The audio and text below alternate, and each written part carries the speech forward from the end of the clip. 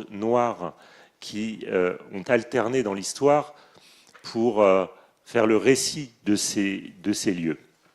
Donc entre territoire en déclin ou territoire des possibles, entre repoussoir et attracteur, entre nostalgie, lucidité, culpabilité ou refoulement, ces images qu'il faut prendre au sérieux en disent beaucoup sur celles et ceux qui les construisent, ces images, les utilisent, et presque plus sur celles et ceux qui les font, ces images, ou qui les manipulent, que sur les territoires ruraux en question, qui ne se laissent jamais finalement simplifier et enfermer dans des représentations trop unitaires comme ça.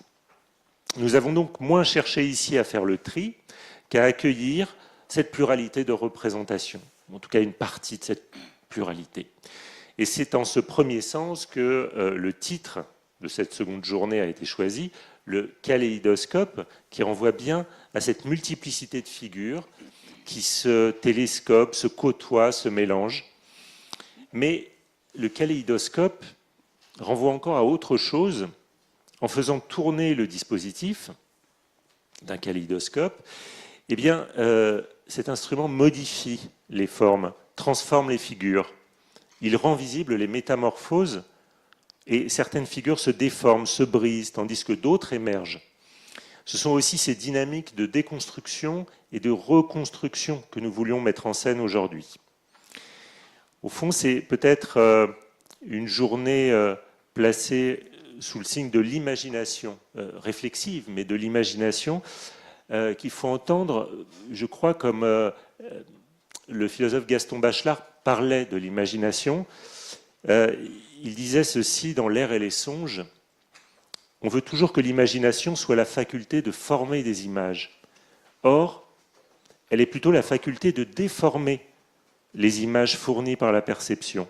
Elle est surtout la faculté de nous libérer des images premières, de changer les images. Alors pour ce faire, nous proposons de mener l'exploration à partir d'entrées sensibles, cinéma, récit, photographie, art culinaire, gageant que ces modes d'expression permettent de compléter les discours théoriques en touchant les paradoxes et les nuances nécessaires à la saisie de ces milieux complexes. C'est une journée placée donc sous ce signe de l'imagination réflexive, et pour nous accompagner tout au long de cette journée, nous avons invité Frédéric Coquet.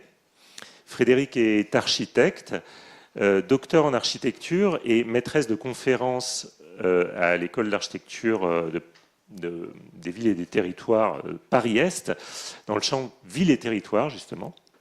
Elle est membre permanente du laboratoire de l'Observatoire de la condition suburbaine, l'OCS, et chercheuse associée à l'INAMA de l'ENSA Marseille. Et elle collabore aussi avec l'axe humanité environnementale du laboratoire LLSETI de l'Université Savoie-Mont-Blanc, relativement aussi à ses recherches qu'elle développe depuis plusieurs années et qui portent sur les représentations photographiques de l'environnement, réalisées et utilisées dans des cadres variés du projet d'architecture, du projet d'urbanisme, du projet de paysage, du grand territoire. Donc c'est des recherches qui se trouvent finalement au croisement de l'architecture, de l'urbanisme, de l'aménagement, mais aussi des études visuelles et des humanités environnementales. Elle étudie les imaginaires et les représentations de la nature et des paysages, et évidemment les rôles que ces images jouent dans les processus de projet, dans la configuration des territoires, dans la construction de nos représentations, de nos imaginaires. Elle a publié en 2025 l'ouvrage « L'Observatoire photographique du paysage, une politique du regard » aux éditions Créafis. Et voilà, son approche critique des images, à travers elle des représentations que ces images participent à construire et à déconstruire, nous a semblé particulièrement pertinente pour conduire cette journée. Je lui passe donc la parole en la remerciant encore une fois. Merci Stéphane pour cette introduction. Évidemment, j'aimerais remercier l'école d'architecture de Clermont pour l'organisation de cet événement et remercier de nouveau Stéphane Bonzani, Jean-Dominique Prieur pour cette invitation. J'ai été très surprise d'être invitée en tant que grande témoin. Et j'aimerais aussi remercier Christelle Aslanian qui va nous rejoindre et qui nous a rejoint dans la fabrication de cet événement. Donc Christelle Aslanian est artiste sonore docteur spécialisée en création radiophonique et elle a participé à essayer de mettre en forme ce kaléidoscope que tu as très bien raconté. Je vais répéter peut-être un petit peu ce que tu as dit, ou en tout cas essayer d'énoncer en guise d'introduction et peut-être de cadrage certaines de mes premières impressions sur ce kaléidoscope qui ne s'est pas encore déroulé devant nous, c'est-à-dire qui n'a pas encore commencé à jouer et déjouer les images et les imaginaires. Mais en premier lieu, j'aimerais dire que d'abord, l'idée de ce kaléidoscope qui m'a été proposée, donc ce n'est pas mon idée, je tiens à le préciser, c'est plutôt, je crois, celle de Jean-Dominique, m'est apparue comme ayant une première vertu, c'est celle de déjouer l'image de la campagne dans une vision binaire que tu as évoquée, soit la vision d'une campagne de carte postale ou d'une campagne dégradée ou en voie de disparition. Ensuite, la deuxième vertu de cette journée kaléidoscopique, c'est aussi pour moi, justement, de ne pas partir de la pratique de l'architecture et de ne pas mettre l'architecture au centre,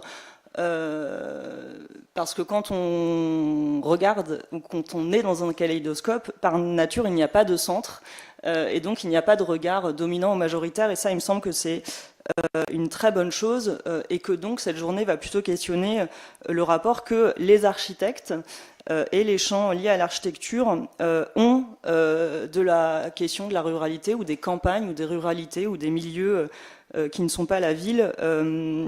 Et donc ça va justement, comme tu le disais, questionner nos imaginaires et prendre aussi, tu l'as dit, nous engager à prendre aussi les images au sérieux. Aujourd'hui, ça a été dit par Jean-Dominique en introduction de ce séminaire, il y a 2 jours, les mondes ruraux sont objets de politique publique, objets aussi de discours, de mise en valeur, de visibilité politique dans nos champs de compétences. Ils sont aussi, et ça on peut le constater et s'en réjouir, je crois les agents des territoires féconds pour la création de nouvelles représentations. Et je pense par exemple au domaine du cinéma. Alors on pourrait évoquer les films du réalisateur Alain Guiraudy avec ce magnifique film Miséricorde qui a été...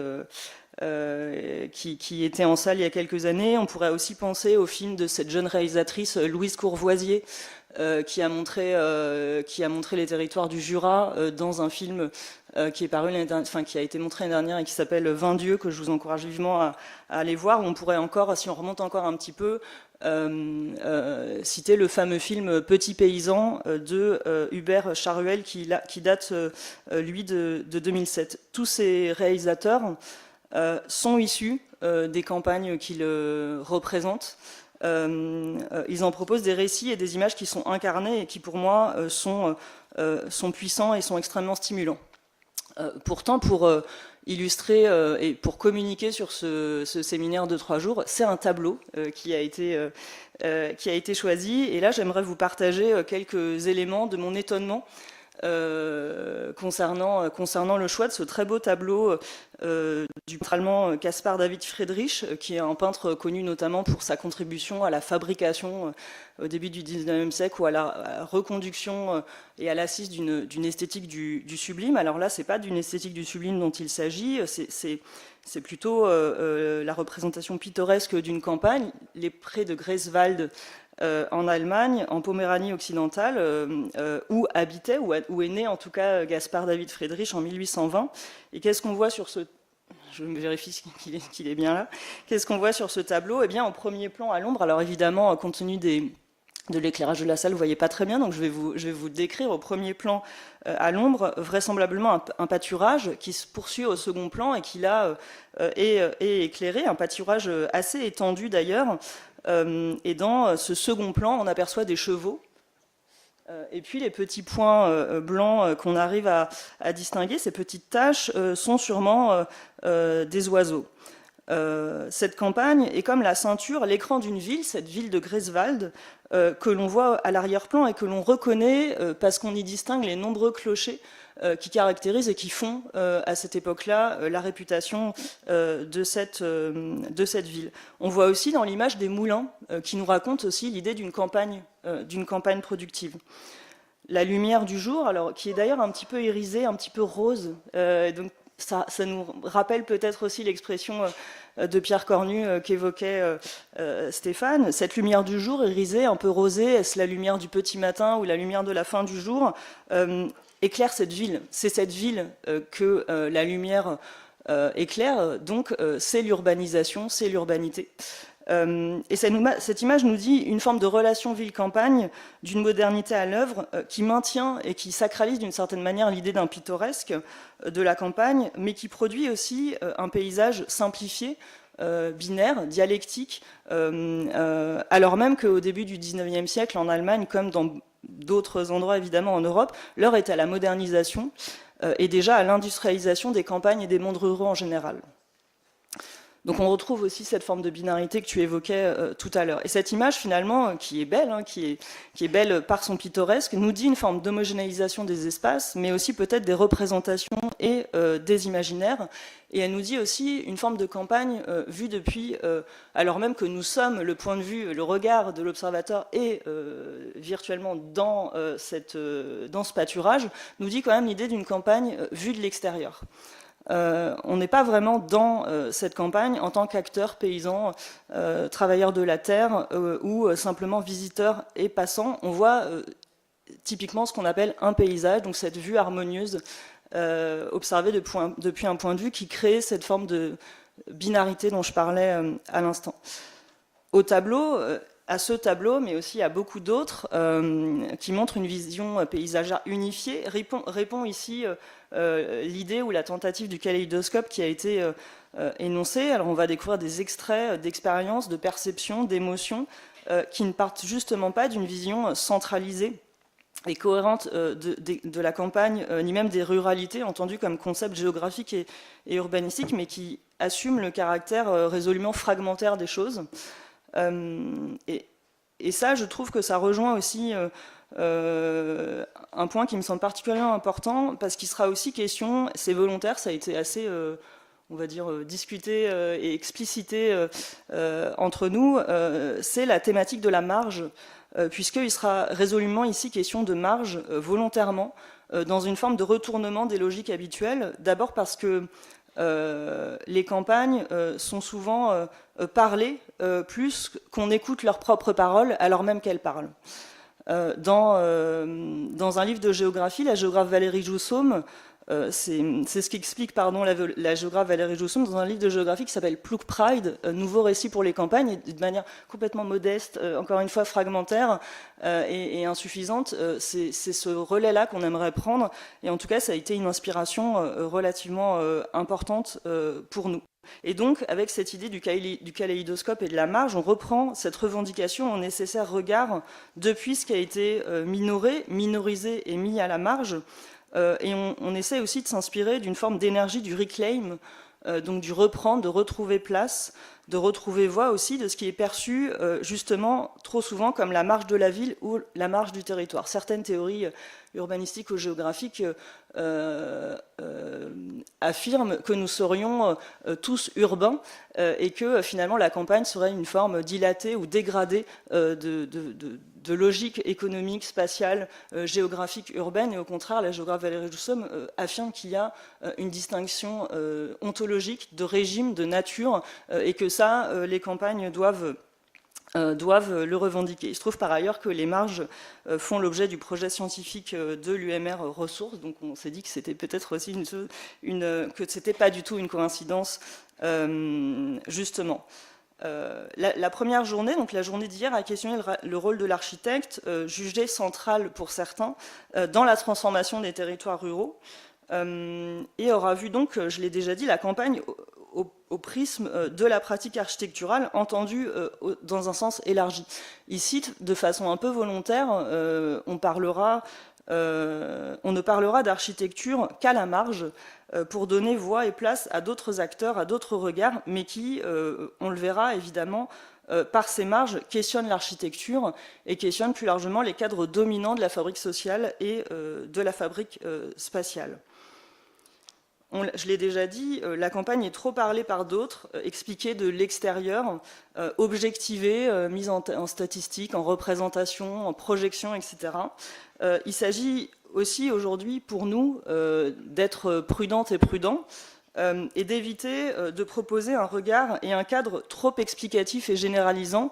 La tentation serait grande de poser ce kaléidoscope et puis d'être rattrapé par notre énergie analytique et rattrapé par l'idée qu'il faudrait que tout ce qu'on va vous présenter fasse sens et cohérence et puisse amener à des conclusions que nous serions en capacité d'énoncer. Alors, en tant que grand témoin, il m'a été aussi donné la mission de comprendre, d'analyser et puis de vous livrer en fin de journée une conclusion qui donnerait sens à tout ce qu'on se sera dit. Mais je crois que je vais être relativement en difficulté et je crois que c'est plutôt une bonne chose. Stéphane l'a dit, on va plonger dans des expériences variées par le récit, par la poésie, par l'image, par les sens, sous diverses formes. Et ça nous dit aussi une autre chose, ou en tout cas ça tire un autre fil complémentaire à celui de cette idée du kaléidoscope et de cette idée des marges, c'est que avec les personnes invitées qui sont réunies directement ou indirectement dans cette programmation un peu hétérogène et multimédia qu'on vous propose, il y a une autre chose qui s'est dégagée, c'est celle du corps. C'est le fait que les expériences et les récits qu'on va vous voir sont des expériences et des récits qui parlent du corps, qui explicitent des jeux d'interrelation complexes et essentiels entre nos corporéités, nos corps, ce qui nous incarne, et les territoires. Donc ce sont des récits incarnés, pleins d'émotions, de sensations, de perceptions et de sensibilités qui vont être déployés ici. Et je crois que ça, c'est aussi une chose qui est très importante, c'est-à-dire ne pas oublier que nous sommes des êtres, des animaux humains sentients qui sentent le monde et sentent ce monde à travers notre corps. Et donc, de quel corps parle-t-on et surtout quels corps vont parler avec nous et comment on fait corps dans une forme aussi d'altérité et de diversité. Eh bien, qu'est-ce qu'on va découvrir, qui est-ce qu'on va rencontrer? On va rencontrer des femmes lesbiennes qui mènent des expériences marginales et radicales de territoire et d'architecture. On va aussi rencontrer des animaux qui vont parler et peut-être avec lesquels on va parler. On va aussi découvrir les territoires à travers la cuisine. Donc on va découvrir des territoires qui sont goûtés, qui sont vécus par la culture, plutôt que transformés, projetés, planifiés, voire même réparés par des actes architecturaux. Avec ces femmes, ces plantes, ces animaux, modestement mis au centre ici, on considère la puissance des marges à discuter le centre, à le critiquer et à produire des interrogations réflexives pour nous en tant qu'architectes, et aussi à fabriquer d'autres imaginaires politiques, spatiaux et sociétaux de ce qu'on appelle ici la campagne.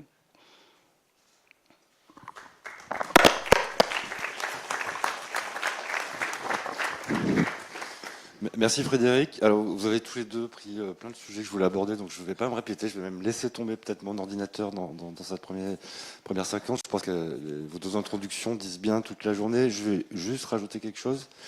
Ça vous a pas échappé, on n'est pas derrière le pupitre, on essaye tant bien que mal de fabriquer un endroit où va circuler la parole. Donc ça a l'air de fonctionner, Christelle. On arrive à se voir, à pouvoir échanger.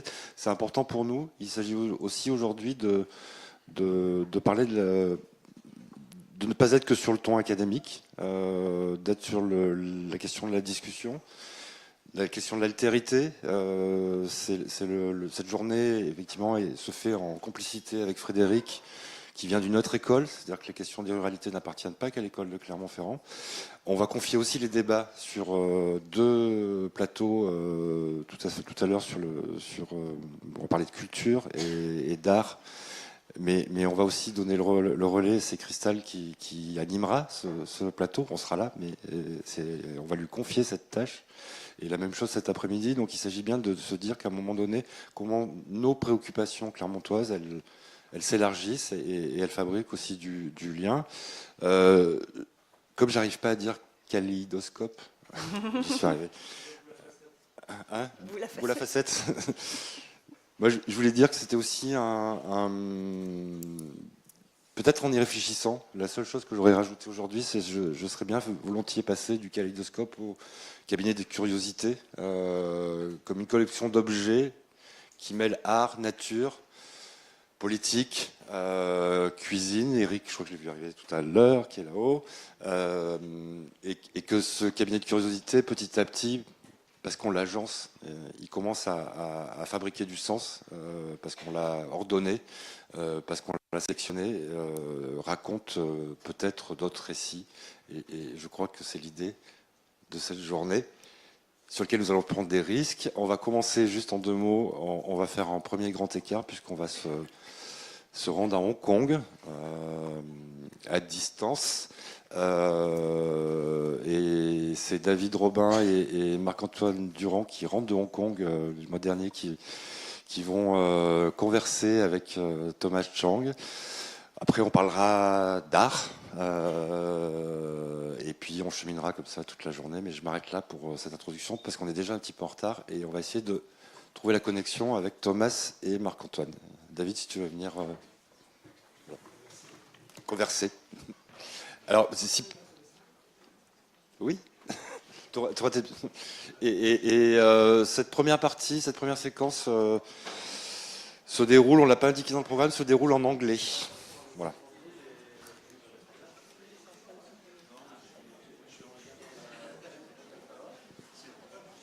David, tu la vois là, ici, la vision comme ça.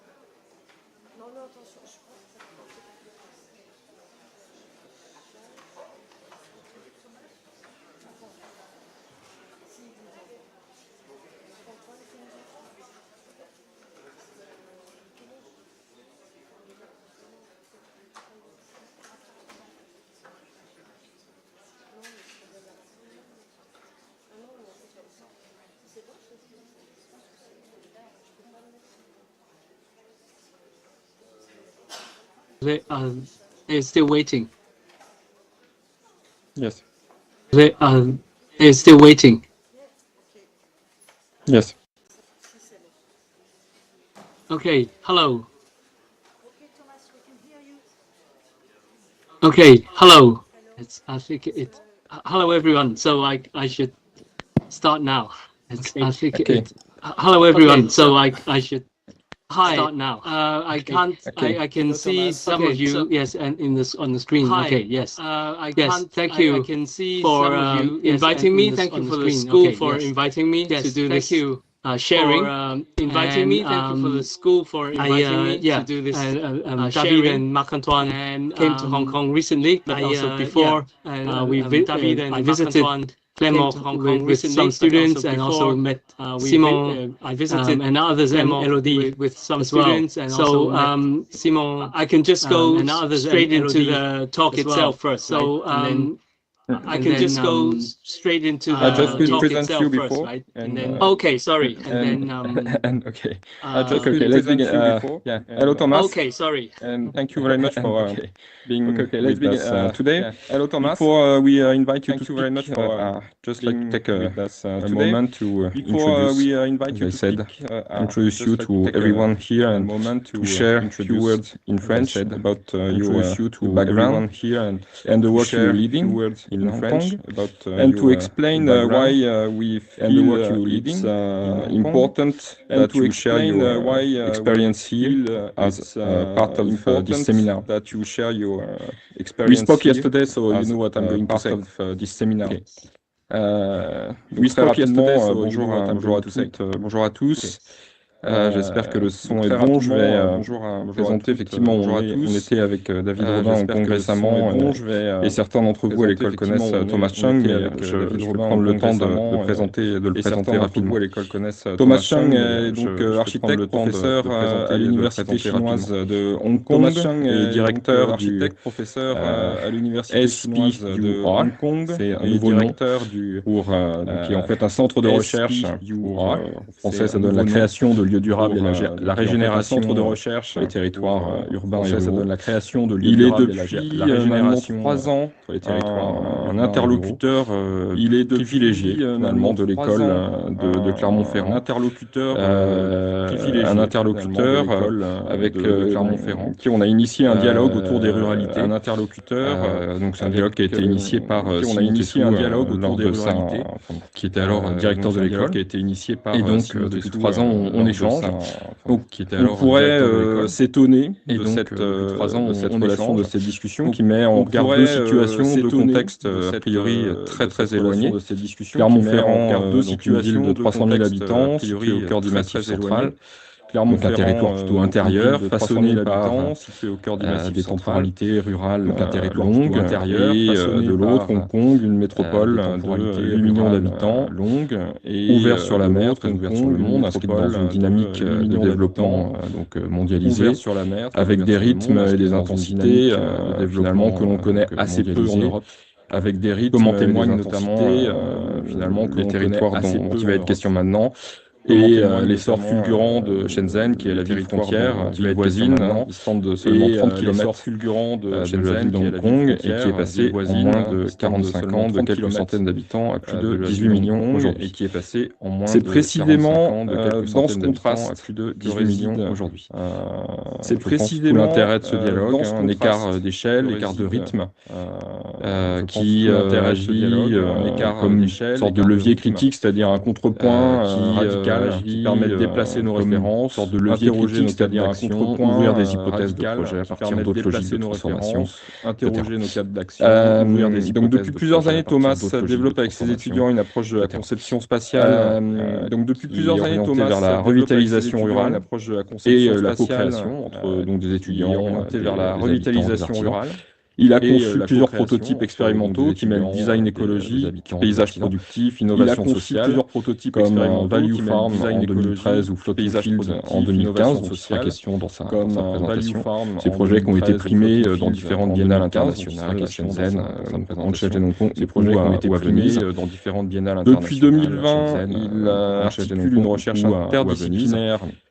Depuis 2020, une coopération territoriale de long terme avec une attention particulière et une coopération territoriale de long terme avec les nouveaux territoires à Hong Kong, qui sont en fait donc ces zones situées entre Hong Kong et Shenzhen, donc au nord de la ville, appelées les nouveaux territoires à Hong Kong, aujourd'hui soumises à des dynamiques de transformation et d'urbanisation massive. Aujourd'hui, par plusieurs institutions, il pilote aussi une équipe pluridisciplinaire qui réunit des architectes, des géographes, des anthropologues, des biologistes, qui sont engagés dans une réflexion sur les ruralités émergentes dans ces territoires. En octobre dernier, dans une réflexion sur les ruralités émergentes. J'ai laissé la parole Thomas organisé donc un grand colloque, un symposium international sur cette question de revitalisation rurale, qui s'est déroulé pour partie à l'université internationale sur cette question de revitalisation dans le village de qui s'est déroulé pour partie à l'université, sur lequel là aussi il va en être question dans sa présentation. Et c'est un symposium auquel David Robin et moi-même avons participé, qui réunissait des chercheurs, des praticiens, des institutions publiques autour des enjeux d'une intégration urbaine rurale, réunissait des chercheurs, praticiens des institutions publiques autour des enjeux. Il s'agissait donc de croiser des approches d'aménagement participatif, de valorisation du patrimoine rural, de coopération internationale, mais aussi de mettre l'accent sur des programmes de recherche, de valorisation de patrimoine et des expérimentations pédagogiques internationales, mais aussi de mettre l'accent sur des programmes de recherche extrêmement riches et des expérimentations pédagogiques. On est très heureux d'accueillir Thomas à notre tour. Riche. Son intervention intitulée très heureux là des territoires Thomas à notre multiples ouvre effectivement, comme le rappelait Frédéric, que je salue à l'occasion, ouvre effectivement, comme le rappelait Frédéric, ouvre effectivement la séquence consacrée aux représentations et fait peut-être aussi le lien entre la journée d'hier et la journée de la séquence consacrée aux représentations et fait peut-être aussi le lien en fait avec des débats français sur les marges dont il était question dans l'introduction de Frédéric et de Stéphane sur les marges, sur la question des héritages et des imaginaires de Frédéric. Okay, I stop now. I give you the floor and thank you again, Thomas. Okay, I stop now. Okay, thank you, Marc-Antoine. Thank you, David, and the school for inviting me. I will share my background and share my screen. Thank you, David, and the school for inviting me. I will share my background and share my screen. Is it working? Let's see if this works. Okay, so yes, is it working? Thank you. And I think okay. So Marc-Antoine in the just now you said and you know we try to engage in the broader reflection, but I think as you mentioned, things are so fast in Hong Kong, right? I think this and other events like this, conferences are so fast in Hong Kong, chances for us to reflect here in Hong Kong. We need to do more of that, and chances for us to reflect here in Hong Kong. The title of the talk is in English, City Beyond Territories, Multiple Hong Kongs is actually something I tried to kind of share my thinking about Hong Kong a few years ago. So I will start the talk kind of share by reminding everyone years ago. So I will start Hong Kong a little bit first, and then just go into how my work also moved just outside of the city, to the margins, and then to the remote countryside. And then go through some of my projects, the margins, and then to the remote countryside. And hopefully it will definitely be a kaleidoscope of colorful images. And hopefully it will definitely be a kaleidoscope of colorful images. Let's see if this works. Let me see. Okay, wait. It's taking its time. Wait. There you go. Okay. It's taking. This is supposed to be a quick reminder. People, okay, to see, you know, Hong Kong as people know it in postcards and around the world. It's about this high density, hyper vertical city around the world, but it's also a city beyond worlds, between worlds and beyond territories. Starts with the harbor and the island and the peninsula. Kowloon Peninsula and Hong Kong Island. With the harbor and the island, the PowerPoint is moving a little bit slow. Hong Kong Island. The PowerPoint is moving a little bit slow. Some. Okay, so yeah, this is a kind of strange illustration of a map of Hong Kong, which is part of my publication. But just to show the island and the harbor is down here on the south. Kowloon and the island is the main urban area. And then as we move up, our university, the Chinese university, is somewhere in the middle. And the northern countryside, the new territories, is this big area up here. And in my first part, I will talk about projects in Fanling North in the middle as a start, and then move out to the Shuttlecock area, which is much more remote. But both areas are part of our countryside or rural, the urban-rural margins. Okay, so continuing my kind of journey up from the south to the north part of Hong Kong, this is the image you see, everyone sees, very, it's a city against space, right? Intense congestion, the urban areas. It's a city against lots of kind of, walkways and flyovers, a city without ground, but also for me, a city of many grounds, many contexts, many cultures, but maybe at the same time a floating city in kind of an existential sense. Its harbor, its skyline, its typologies, towers, cultural buildings, shopping malls. It's also got its own heritage. After, since the colonial times, maybe about 200 years, it's got Chinese, traditional architecture, colonial architecture, early modern architecture, traditional architectures, and the kind of housing, I guess, the residential, intense residential part would be also familiar with you. Pictures from Michael Wolff, the Kowloon Walled City before. Actually, the Chongqing Express in the top middle is where Wong Kar-wai's, the film director, the Chongqing Express film was filmed there together with parts of the Hong Kong Island, which is a similar area as my photo down the left bottom. But as we move out of the urban areas, there is the new territories, which because the British kind of leased it later, it's called the new territories, but it's actually the area with the oldest history of the whole of the territory of Hong Kong. It's got kind of 800, 900 years old of settlement, but since the last 100 years or after the Second World War, at least, the new towns, right, spread out from the kind of harbor area into these new territories. And this picture shows Certaine, one of the earliest new towns, now very developed and advanced, but you can see all the housing and the schools and the high rises together with villages and some colonial or old buildings. So it's a mixture in between kind of rural areas, hills and waterways. And as you move up even more to our university, this is actually taken above on a plane, but you can see our university at the bottom. You see also a territory of coastlines and islands, right, archipelago. And actually, as we move further in this photo, you can already see a little bit of Shenzhen.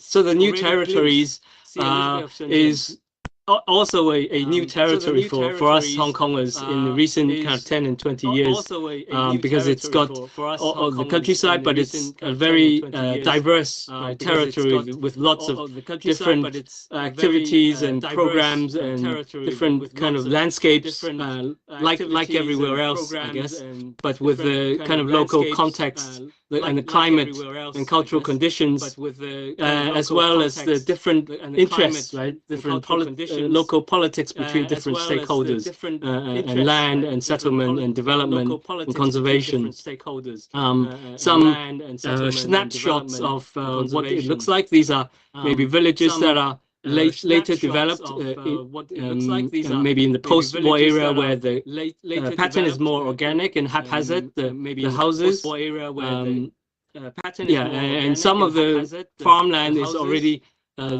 changed into what we call brownfields, basically storage for containers for car repairs. It's the backyard of the whole city, right? We used to have the kind of world-leading container port, and all the facilities, backup house facilities, are housed in these areas, together with different kinds of villages. And brownfield areas are very kind of interesting and complicated areas, and we also got to study with students different conditions and so on. Right, moving right up to closer to the border, we can now see Shenzhen on the other side of the border, right? The kind of megalopolis. And here on the Hong Kong side, we can see the villages with lots of countryside, right? With the wetlands and the fish ponds. And this is the area also which is already undergoing big change, and you can see that around some of it is becoming flattened and concretized, ready for development. And this is looking right north to Shenzhen. Okay, let me see. I think I'll just do kind of a very quick detour to say maybe about a decade ago, it started teaching and looking outside of the urban areas into urban margins, and think about also some issues of the countryside that even in Hong Kong, maybe what people do with producing food, either for consumption or leisure. So just think about sorry, I just go and see what different kinds of urban or peri-urban cultivation. Of course, there are these leisure farming for renting outside of the city, but also in urban margins. Some smaller leftover of urban villages nearer the center. People, retired people. A lot of times they're retired, still farm from. But younger generations tend to be have these agro activism or artists doing activists growing in the city or guerrilla gardening on rooftops and in pocket parks. But on the so-called mainstream side, there are also corporate commitment to urban growing on top of towers, both commercial towers in the central business district or in the residential area. So this is just a detour, a snapshot to say I started looking at how, let's say, to bring the rural or the cultivation or agriculture or nature into the city. And those two projects of the Biennale, these installations or experiments, included the Value Farm, which actually was in Shenzhen, but we took this idea of urban farming from Hong Kong, a very dense urban farming, and tested it on a glass factory in Shenzhen that is undergoing reuse. It was the first glass factory of the whole of China, apparently. So that was once just to do with food cultivation and community growing. And then another chance to work with water and the recycling of a series of ponds, also inspired by the local context of the Greater Bay Area of using water for fish and then growing trees for fruit and so on, and the whole cycle kind of benefits, mutually benefit each other, and kind of putting it in a factory context to reuse that factory. So this could be, let's say, a prototype or a test for something that could happen in the city, bringing food production or kind of natural environment into the city. So that was part of that. But at the same time as looking at the urban margins, as I said, of the new territories where there are already some new towns, you can see in the middle.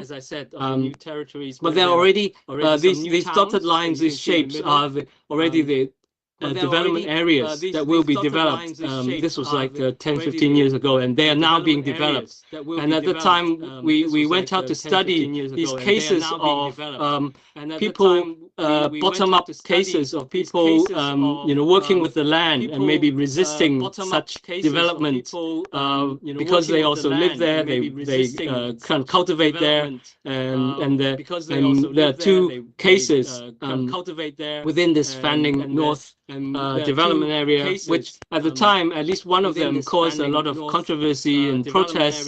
This was at least 10 or 15 years ago now. Because so land development is also a big issue, especially in the new territories. So land development, we have to see the context of at least 10 years ago. So the Mapopo farm on the left, community farm, was a lift resistance, and it ended in 2021, and also the Futayao village on the right, in that similar area, but they like two stories that we studied, and we worked with students together with villagers and started our kind of work in these urban margins. And just a very quick summarizing their story. The Mapopo farm is like a university graduate going back to her, if you like, her roots, her family that's been cultivating the land right next to these high-rise towers for at least 3 generations after the war. They know that the developers coming, but they still try to continue their lives and make it kind of a an eco farm, led by young people, but also their parents and friends and family live around the area, which a lot of them have already, the land has already been bought up. The sign in Chinese is saying private land, bought up by developer, just letting it fallow and vacant and waiting for development. But it's an area that is very close to the city, but it's on the one hand got ruins from that is very close 30, 40 years ago, on the one hand, and also marginal, families live there, let's say foreigners or kind of families live there, as well as these local farmers, and they try to practice ecological living, organic farming, and these young people, that university graduates, go back to start this farm with tours of the place and markets, and also growing their own food. And it happened for at least about a decade or so, and attracting attention. And then they they developed the whole system of education tours, markets, food markets, and also the process of workshops and so on, and involving younger generations, going back to the rural areas, the urban graduates. And our students also participated in that those workshops and so on. So we understood that, and then a student work also tried to give representation to these people with lesser rights, right? Because they are not the ultimate owners. So a lot of times they are the people who suffer the most, and trying the student project, trying to understand their lives and give some facilities and representation to them. And of course, in the end, it's the resistance somehow. They can't really kind of fight the developers and the government. And by 2015 or 16, basically the kind of the last stand. And by 2020, 21, they really have to move. And nowadays, it's already a redeveloped high-rise residential tower as part of the early stages of the so-called northern metropolis that we'll come to later. So that was one story, and this is a similar story that I'll kind of speed up a bit more. This is called Futeao village, which is in Chinese related to tiger, because they used to see tigers there about 100 years ago. But these non-indigenous people, villagers, if you like, which means they're not landowners, that have already come here 300, 400, 500 years ago. Instead, these people probably came here 80 or even after 80 years ago, or even after the First World War, right? To perhaps refugees from mainland China who came down either to cultivate land or to work on a certain industry like stone construction and so on. So they live in these outside areas outside of the city. And you can see Shenzhen from this village up the hill. But they are also under the kind of planning area. But these villages, these people living there, they try to create their own heritage. They discover the various cultural, architectural, historical, natural, environmental values of their village, of their place, their home, and promote it to people, right, for tours. And they also try to work with us as a school, the university. I took students there, and one kind of master thesis student did his whole thesis on the village, how to work with them and help them, or think of kind of coexistence of development with these new development with keeping these marginal villages with lesser rights, and slowly the kind of landscape of government policy changing. So by the end of this project, we got some funding collaborating with an NGO, right, to work on the village, and we did exhibitions and workshops and so on. So these two are, if you like, the start of my involvement outside of the city.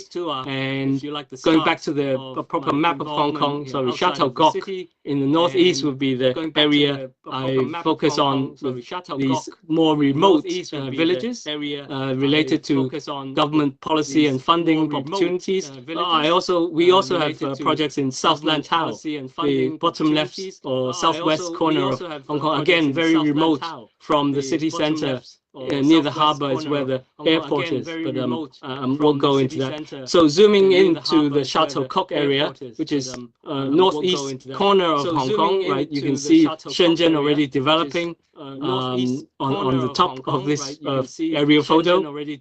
And the two kind of dotted line circles of Lai Chi Wo and Nam Chung are cases in this area that we studied. Then I'll showcase two projects in Mujilam and Kuk Po as the main kind of sharing for today. And students and ourselves also work in other villages in this kind of hilly landscape with coastlines and small scale villages, close between on the edge, right, of the coast and the hills, and trying to, in the traditional days, right, trying to make their lives happen or survive and thrive with agriculture. So the Nam Chung village on the left is basically a bottom-up, again, a bottom-up series, groups of different kinds of activists who kind of left the urban margins of places like Fanling that I just showcased, because the developers eventually got there. They settled in Nam Chung and tried to rent or even buy land to cultivate and have organic farming and eco-living, and they really practice it. And so this Nam Chung area is also got some traditional villages, but these newer people, right, with the eco-village kind of thinking, are still there practicing. On the other hand, Lai Chi Wo on the right, which David and Marc-Antoine went to, is more of a government-funded or semi-government funded initiative starting about 13 or 15 years ago, and now is the most well-known, UNESCO recognized village revitalization, where village houses are restored to become hostels for conservation use, as well as recultivation of land as farmland, and also the actual continuation of village rituals and festivals. But essentially, it was a completely hollowed village. And if you like to compare both, I mean, they're both very idealistic, as all are. I think endeavors in remote Hong Kong are, in a way, idealistic, but the left one, Nam Chung, is really bottom-up, whereas Lai Chi Wo on the right is semi-top-down with university and kind of corporate funding. And now, because of the success of Lai Chi Wo Village, the government promoted or launched a series of countryside conservation funding that led to that really worked only on very remote villages like these, all used to be agricultural villages. And then we got funding for working on these villages. So that's the kind of background.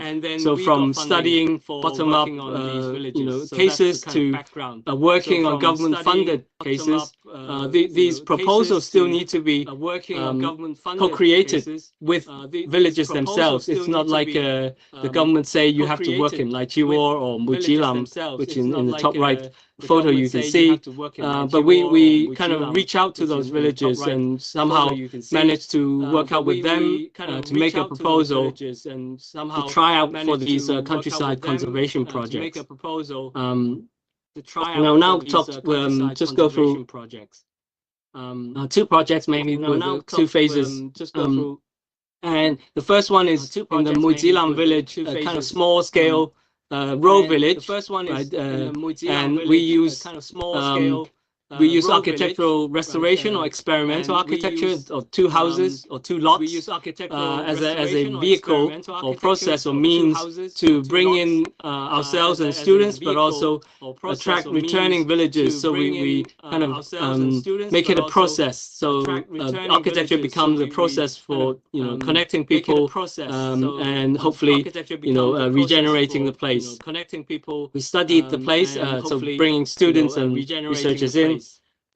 Its cultural landscape, its history, and also we work with students and researchers work with villages and also their volunteers that return to these completely abandoned villages, because everyone in these very remote villages went away, and now they are retirement age villages wanting to come back to reclaim what is still some of the private lots of personal property, private property. And these projects work with these private properties to regenerate them for public use.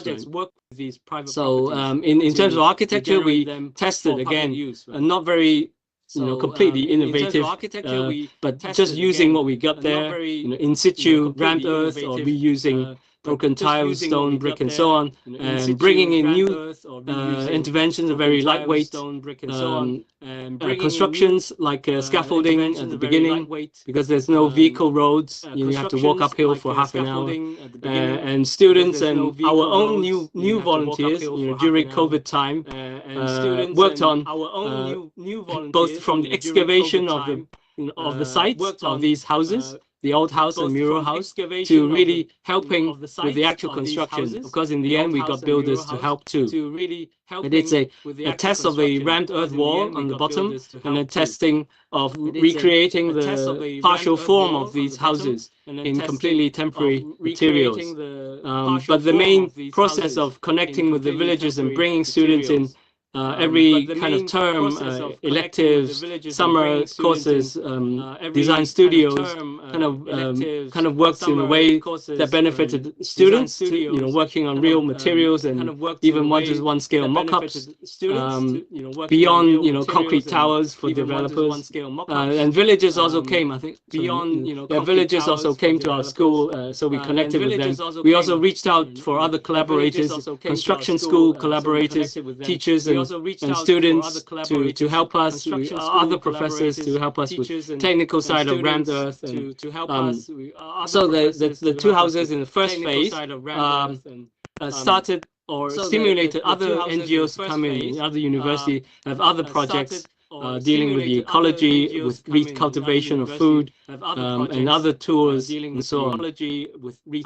And just quickly, because of on the phase one, we kind of made some good results. So in phase two, we rebuilt one of these houses into a much more permanent version of this old house, using what we learned, right? Both the construction techniques, the materials, but also including some new sustainable technologies. There's a whole story about how the different private lots joined together, and the neighbor also joining our scheme, using her own funding to make the project much more substantial.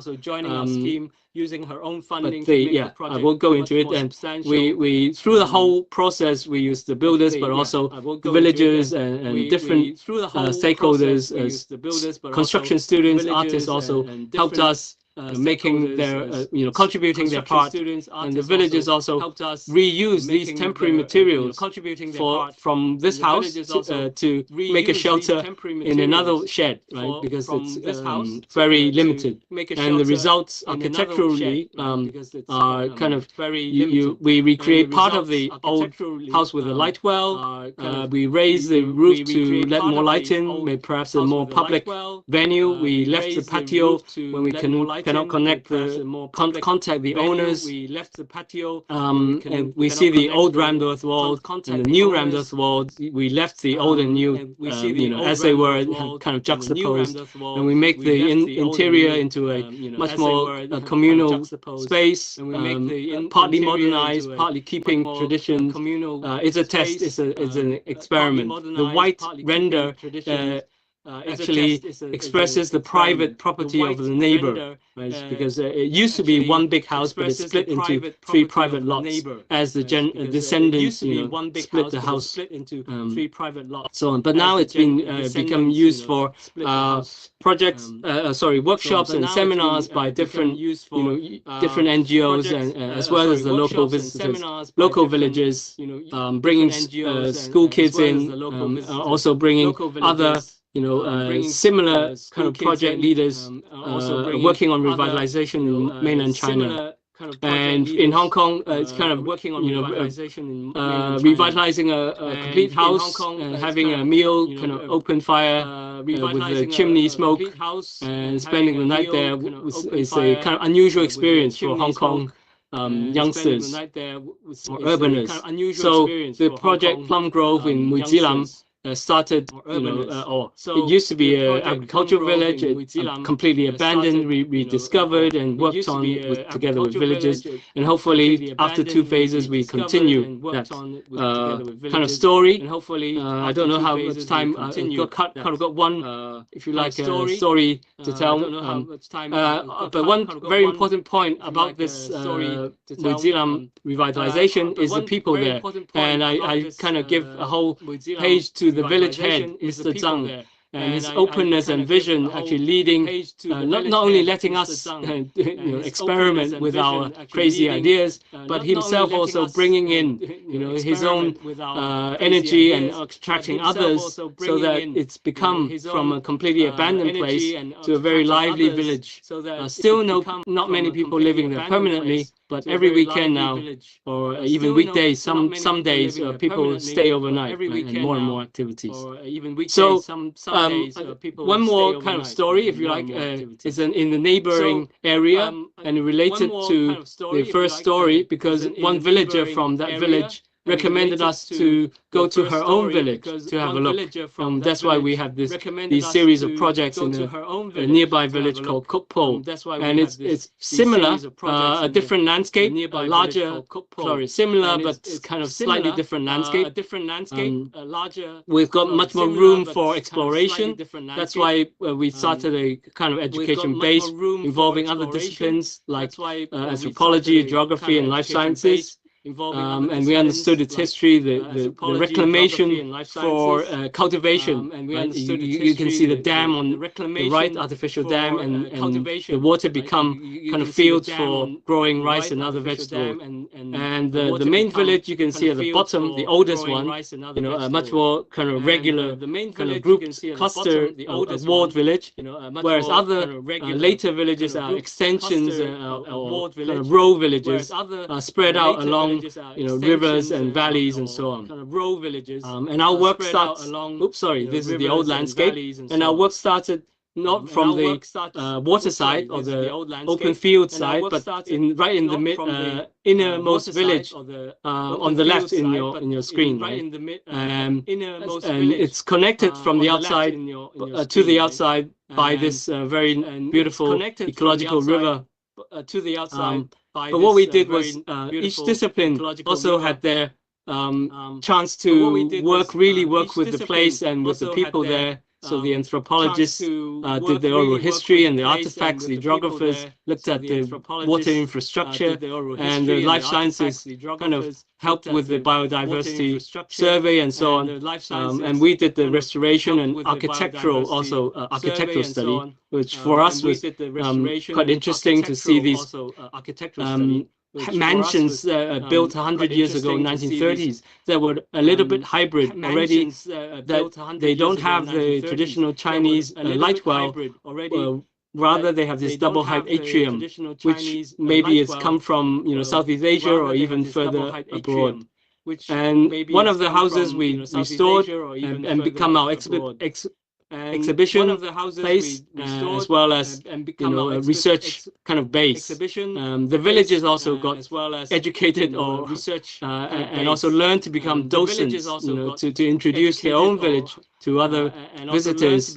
Of course, we have food, rediscovering traditional cuisine, we have food, and stories by villagers and so on. And schools go in, and different, again, primary, secondary, and university students go in for learning. And in the same village, we had if you like, a phase 2 working with a bigger mansion, one of these big mansions, and the family that started recultivating. So the involvement is much more kind of nearer this kind of eco living, if you like. Using the mansion, and we build a farm shed, a new farm shed for their recultivation. And this family was of 4 generations, now can live in their restored houses. Of course, everyone here have some place in the city as their residence. But this is this mansion in Kukpo is their if you like, it's their home, it's a village home. And here you see the owner, which is also the village head, cooking for visitors. So this is the Cookpo village, much bigger. We have different stages from kind of first start, first project, education based, to second project, a kind of eco-living experience, and we continue. Let's see if we continue both the research and looking for opportunities for larger or longer term kind of conservation of the place, both architecturally, culturally, and also kind of ecologically. Okay, I think this is like the there are other projects ongoing, but they're similar kind of similar situations. But what's happening now in Hong Kong for the last, if you like, 4 or 5 years, we worked in mainly the right-hand side, right, the very remote areas here. But the idea for the northern metropolis covers like the entire 1/3 of an area, territory of Hong Kong. And I think this is a challenge for us, and it's being planned. It's already being not only planned but constructed and divided into different thematic zones for innovation, technology, some ecology, conservation, of course, tourism.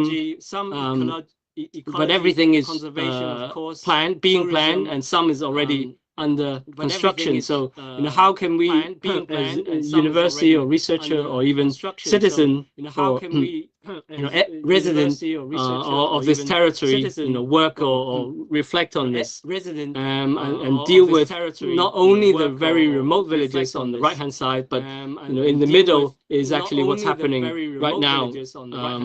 There are different plans, and they keep updating every year or so. Maybe also from influence from the mainland, but I think opportunity of what we could do is includes setting up this research platform, so we kind of build up our kind of knowledge base and expertise and group of people of similar interests, both within the university, which is here in this research center,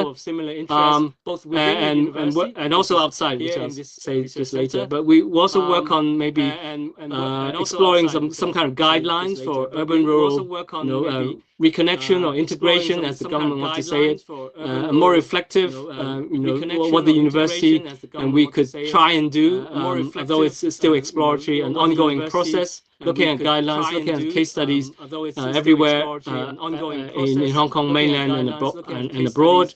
But coming up, using our experience and other people's input, talking to different stakeholders as an ongoing process of working out some principles for at least demonstrating eventually in some potential projects, kind of spearheading these or complementing or responding to the bigger developments that's happening. And the other thing, yes, as I said, both within the university, but also to find common similar interests outside of the university. And the conference in October was such an event to bring in people from Europe, France, UK, America, and also Asia and the mainland to just start discussing this theme of the urban-rural kind of integration, differentiation, reconnection, attracting government ministers, the university kind of high authority or the central authority of university, having an exhibition as well as keynotes, and of course having you guys, scholars and professors from elsewhere, including David and Marc-Antoine here, and as a start of this process, so that the journey for my own work has come to this moment, and I think we would now have to kind of take up this challenge of trying to work with even these kind of really in the middle of the battle of the challenge of development, conservation, or new kind of urban-rural relationships, and how can we do something in Hong Kong as university researchers and so on. So I think that's all for my sharing, and I hope to have some maybe discussion with David and others. Thank you. Hope to have some maybe discussion with David and others. Thank you, Thomas. Yes. Oops. Should I stop sharing? Yes, you can stop the sharing. Thank you for this the very interesting presentation. Yes, you can stop the sharing. Thank you for Perhaps this David, very interesting presentation. You'd like to speak and ask a few questions. You'd like to speak and ask a few questions.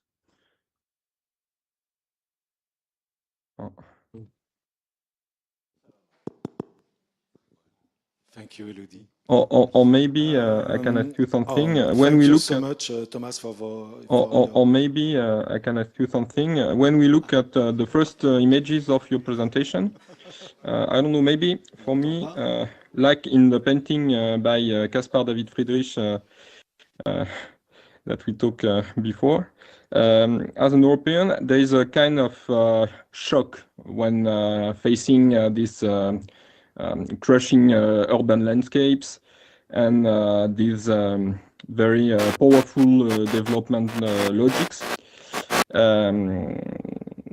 Do you think, along with your students, including within yourselves, the university, to be resistors, including within in a way, we have to reflect and be critical and keep in a way, we have to reflect and be critical and to keep our really rethink our role. And I think which is why really rethink our role. You know, interacting with you guys would be great. And I think to keep us, keep reminding ourselves. You know, interacting with you guys would be great to keep us, to hold up, reminding ourselves, uphold this role. Not just to kind of to follow the trend, if you like. Role. I think just to kind of follow at the start of trend, if you my journey, you know, maybe like 10 years ago. I think we were kind of, if you like, learning the story of these 10 years ago. Really, people living there. Kind of, if you like, learning the story of these resistors. We really appreciate people living there, resisting those efforts, and I think if efforts, and we really appreciate.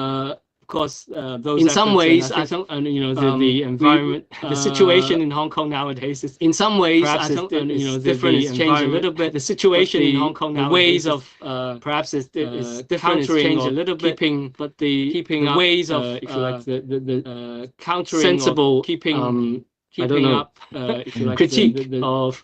Sensible. What's important, whether it's purely development or for development's sake, or what's important, how do we balance the interests of different stakeholders, development, and also find our own contribution within it. The interests of different stakeholders, and so also find our own straightforward answer within it. But I think what we can, what I can say from it's not our own ongoing work, but I think having done what we can projects now, what I can say from doing some ongoing work, having done there are possibilities now to work closer, doing some nearer the government, or there are possibilities to work closer or nearer. I don't know if we can change their thinking, but at least we can work. I don't know if we can change their thinking.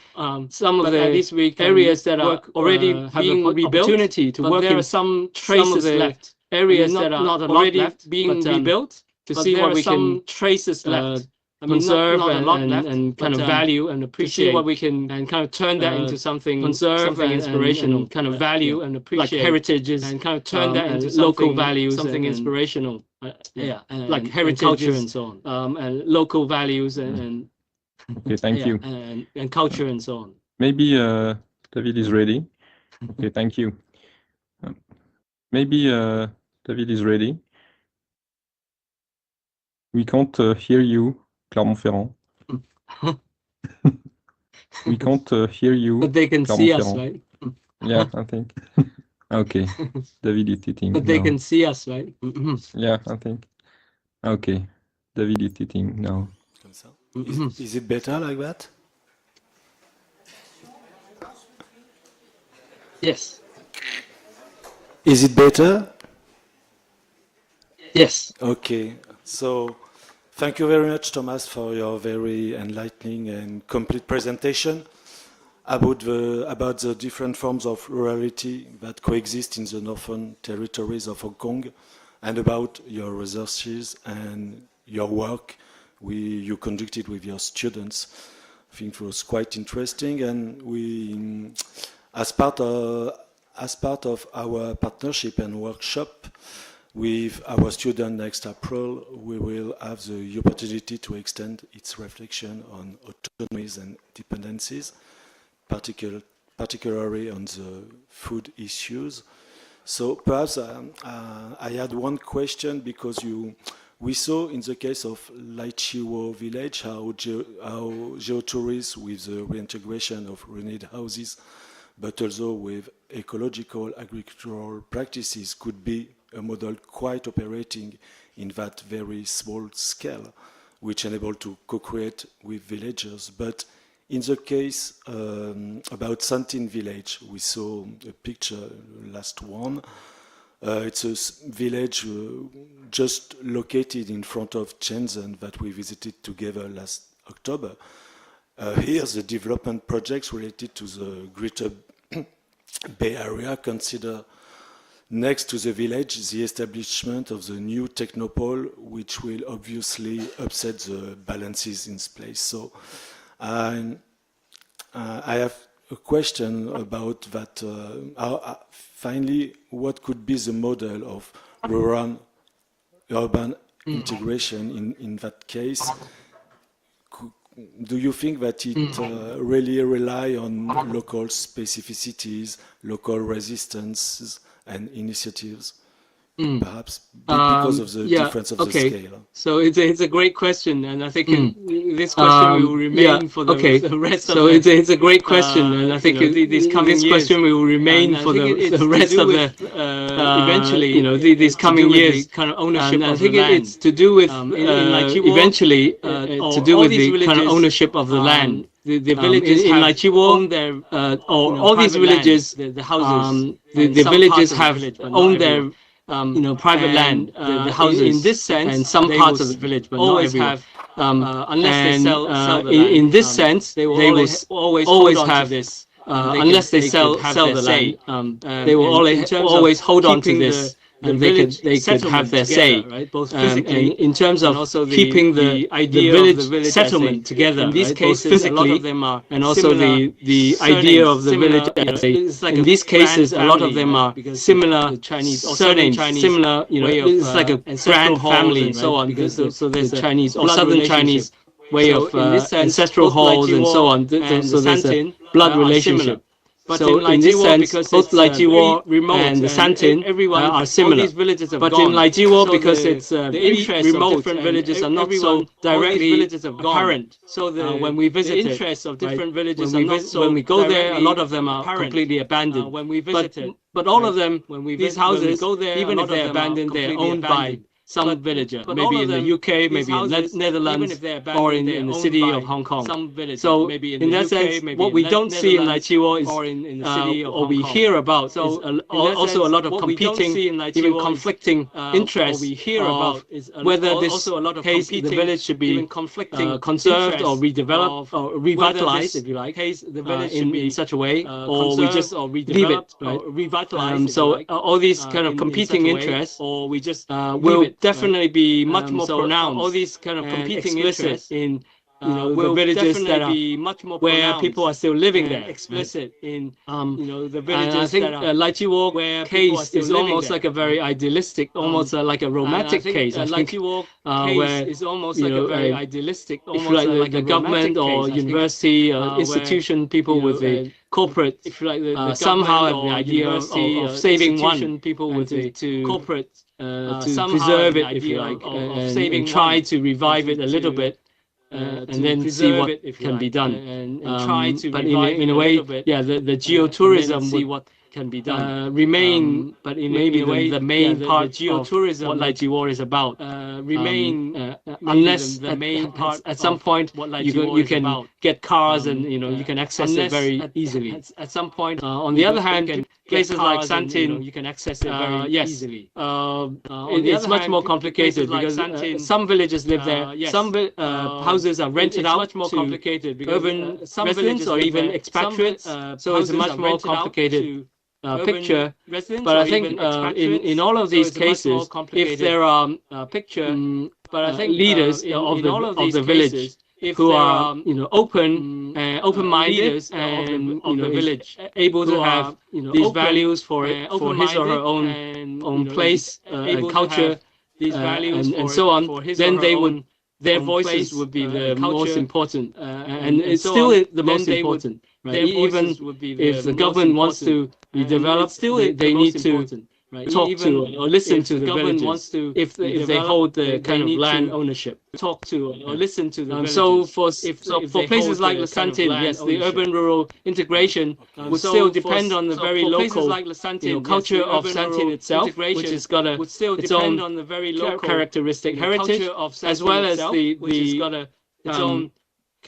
leftover remaining agriculture of fish ponds that sometimes is for really for fish, sometimes is for migratory birds, so conservation driven kind of production. So it would be somewhere in between, and the new development somewhere will come, but the idea is how to interface in a much more acceptable way than what we've done before in other new towns. In a much more acceptable way than what we've done before in other new towns. Thank you, Thomas, for your answer. Unfortunately, we are really late in our symposium, so we have to conclude. I'm sorry, but we can follow that discussion, of course, about that. Yes. So thank you so much, and we wait for you. Welcome you in April. So thank you so much, and we wait for you. Welcome you in April. Thank you, David. Thank you, Marc-Antoine. Thank you. See you. Thank you very much. Thank you. Bye. Thank you, David. Thank you, Marc-Antoine. Thank you. Bye. Bye. Okay, so I guess we can leave.